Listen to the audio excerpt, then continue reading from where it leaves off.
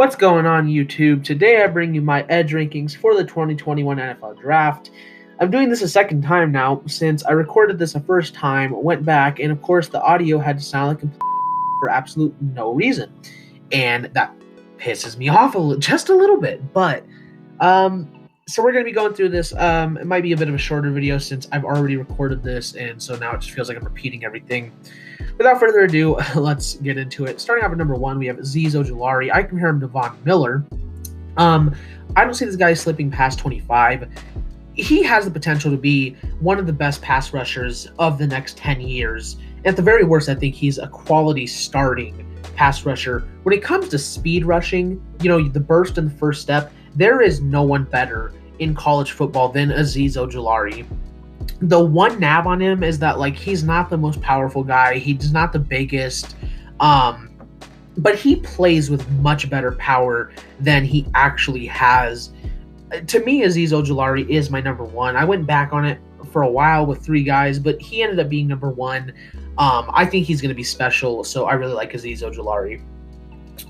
Then number 2, we have Kwity Paye.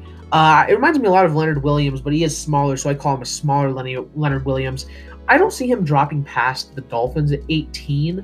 And just like Azeez Ojulari can be one of the best pass rushers of the next 10 years, and at worst, I think is a quality starter. As a pass rusher, he is one of the best in football. I mean, he's amazing. He gets consistent pressure. The sack production isn't necessarily there, but he's always in the quarterback's face. And the one reason he's below Azeez Ojulari is because he definitely does not have that burst as a pass rusher that especially Azeez Ojulari has. So he's still a great pass rusher, but I have him at number 2 below Azeez Ojulari. Then at number 3, we have Jaelan Phillips, and it pains me to put him at 3 because if not for the injuries, he would be my number 1 edge player and maybe my number 1 player in the draft. If you go look at Jaelan Phillips play, there's not a single bad thing about his game. He is a consistent, dominant pass rusher. He is a good run defender. He makes plays outside of blitzing the quarterback. He's versatile because he can play defensive end or outside linebacker. He's got nice size and nice speed as well. The literally only thing about him is his injuries. I don't think he'll get taken to the late first, could even slip into the second because of his injuries. And it's sad because if not for the injuries, I think he'd be the number 4 pick to the Falcons. And that's over guys like Trey Lance, Kyle Pitts. If he was never hurt, he could have even been my number 1 player in the draft over Trevor Lawrence, Kyle Pitts, Paye Sewell.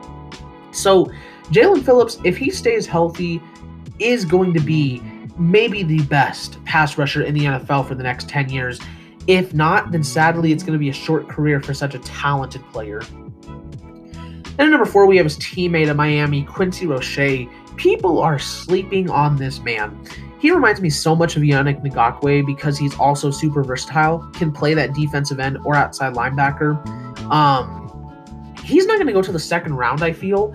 But if you look at this guy play, I mean, he's got amazing burst. It's not Azeez Ojulari burst, but Azeez Ojulari has Von Miller burst, and that's the best burst you can find. But still, he has amazing burst. He's super athletic as well. He doesn't play with the most power. However, it didn't look that way at his pro day. I mean, if you put him on a one-on-one blocking, he'll dominate the guy. Teams are going to have to be consistently double-teaming Quincy Roche in the NFL, and you can't double-team everyone. So if he's not creating production for himself, he'll be creating production for his teammates. So that's a very valuable asset to have. Quincy Roche is a dominant pass rusher that should be getting a lot more attention. I think he was overshadowed this year by Jaelan Phillips, and then in 2019 overshadowed by Gregory Rousseau, obviously. But I really like Quincy Roche. Then at number 5, we have Joseph Ossai, who reminds me a lot of Khalil Mack, especially since they're both super versatile. He's a bit bigger than Khalil Mack, but the thing about Joseph Ossai is he is super versatile. He can play hands in the dirt or standing up, outside linebacker, D-end, 3-4 and 4-3. Beyond that, the fact that he is so raw and, just unexperienced, as we're told down there by my good friend Gordon, he's shown a lot of really, really good things, which gives him a lot of hope as a very good pass rusher. I think at worst he's a late bloomer, sort of like a Leonard Floyd, but it might not even take him that long to pick up the game. So he could easily be the best pass rusher in this class. It might take a few years, but he'll be one of the better ones, and I really like Joseph Ossai. Then in 6, we have Carlos Basham Jr. out of Wake Forest. Reminds me a lot of Cameron Jordan. I think he'll go somewhere second round.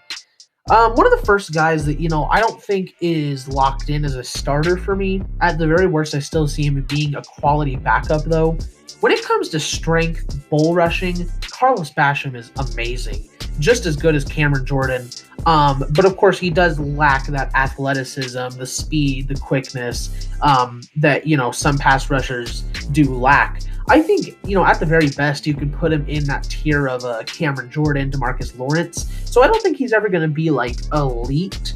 I don't think he's going to be up there with, Myles Garrett, but he can still be a very good, very solid pass rusher. And I really like Carlos Basham. I originally thought he might be more of a defensive end and outside linebacker, and he can play standing up, but I just think he's more of a defensive end. Then at number 7, Gregory Rousseau fans, calm your tits. You'll see him in a second. Jayson Oweh. I mean, this dude is the most athletic player maybe in the draft. Just like Danielle Hunter coming out of college, both insanely athletic players, but very, very raw. He's going to go in the first round just based off of his athleticism alone, but he's kind of the first boomer bust player in this draft because at Penn State, you're not facing the best offensive lines all the time. But he still shows some really nice things. And like I said, that athleticism is crazy. I feel like a team like the Vikings might take him hoping he'll be the next Danielle Hunter. While he is pretty boomer bust, like a lot of these guys you're going to see soon, I think he's going to hit that boom. Insanely athletic, and I really like Jayson Oweh. Then at 8, his slide stops. Gregory Rousseau is a sizable player, and that's about it. Sorry, not sorry, Gregory Rousseau fans. This guy's DeForest Buckner, but if DeForest Buckner had no IQ. Sorry there, little interruption. Anyways, Gregory Rousseau is DeForest Buckner without any IQ. He has amazing size, but it's just nothing else. He is not a dominant pass rusher as much as people say he is. He is not a good play finisher. He does not make the tackles. He cannot finish the sacks. And a lot of his sacks that here's the weird things. He doesn't have a lot of pressures, and the pressures that he gets turns into sacks just because they're such easy give me sacks. And his size makes it a bit easier for him. He is a very boomer bust player, sort of like Trey Lance. I just don't see him hitting that boom unless he's, given an absolutely perfect scheme with an already good defense and given some time to develop. I just don't think Gregory Rousseau is ever going to be anything in the league personally. I think he's going to be a big bust, and yeah, I really don't like Gregory Rousseau. Yes, there's a ton of upside, which is why he's here at number 8, and he'll go somewhere second, maybe late first round. But he's just not much else other than his size. Then at number 9, I was really tempted to put Rashad Weaver over Gregory Rousseau, but I opted not to. He reminds me a lot of Curtis Weaver from last year's draft class. Curtis Weaver last year was projected to go somewhere second or third round and then slipped all the way down to the 5th round because he was a lot of power, but nothing else than that. He wasn't the best pass rusher. He didn't have the highest football IQ. He wasn't very athletic. And that's kind of similar here to Rashad Weaver, who is a very, very powerful pass rusher, but because of that just naturally lacks that speed. He's not got that burst. He's not the super most athletic person in the world.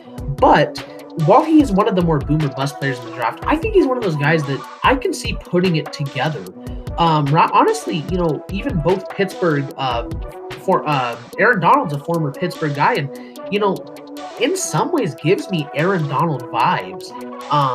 Which, comparing anyone to Aaron Donald seems unwise, and I'm not saying he's going to be Aaron Donald, but I get some vibes from him sometimes like that, and he's super powerful pass rusher. I still like Rashad Weaver, and I can see him putting it together to be, one of the top 20 pass rushers in the NFL. And then ending our list off at number 10, we have Jason Owe's teammate there at Penn State in Shaka Toney. A lot of people are in love with this guy. I'm not quite as in love. I think he'll go somewhere third or fourth round because he's super, super athletic, and he's shown some good things.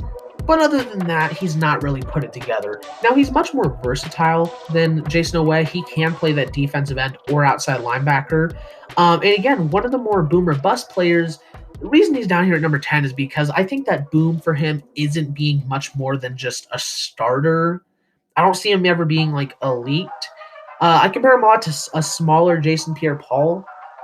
He can put it together. He can be a decent starter in the league, but I don't know. He's not shown the best things, and he is still pretty raw. He's not played a lot.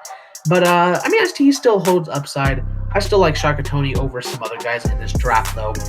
But that is my edge rankings for the 2021 NFL Draft. If you guys liked it, well, leave a like, comment, subscribe, and don't forget to hit the notification bell so you don't miss our next upload, our linebackers, and the uploads after that. Thank you guys so much for watching, and I will see all you guys in the next video. Bye-bye.